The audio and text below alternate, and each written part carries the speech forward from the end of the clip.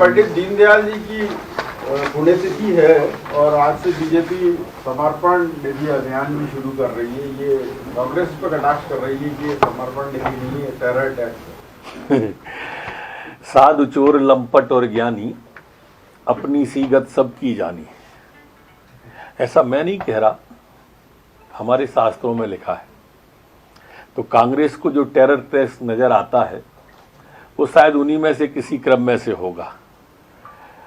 श्रद्धेय दीनदयाल जी का शरीर का कण कण और जीवन का क्षण क्षण राष्ट्र की आराधना में बीता है। अंत के व्यक्ति के उदय की कल्पना अंत्योदय के माध्यम से श्रद्धेय दीनदयाल जी ने दी। उन्हीं के अनुयायी ठाकरे जी की स्मृति में ये वर्ष है जिसका जीवन पूरा भारत माता को समर्पित रहा होगा। उसके लिए समर्पण निधि कार्यकर्ताओं की दृष्टि से बहुत छोटी बात है और उसे आज हम प्रारंभ करने जा रहे हैं। वो कह रहे हैं कि तोड़ने का काम कर रही है बीजेपी।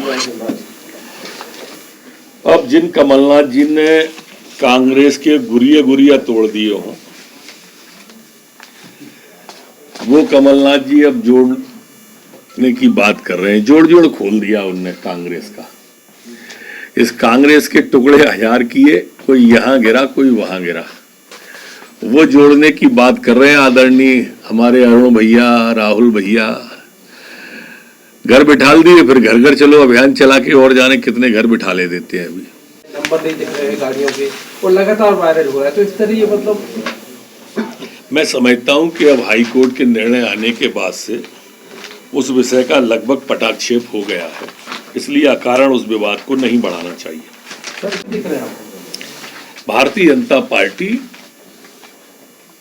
पूर्व की भांति बहुमत के साथ में उत्तर प्रदेश में सरकार बनाने जा रही है।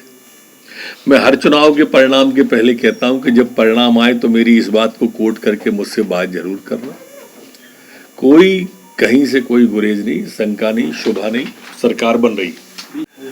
जेल के अंदर जो मुलाकात करने परिजन परिवार के जन आते थे वो कोरोना के कारण से बंद थे।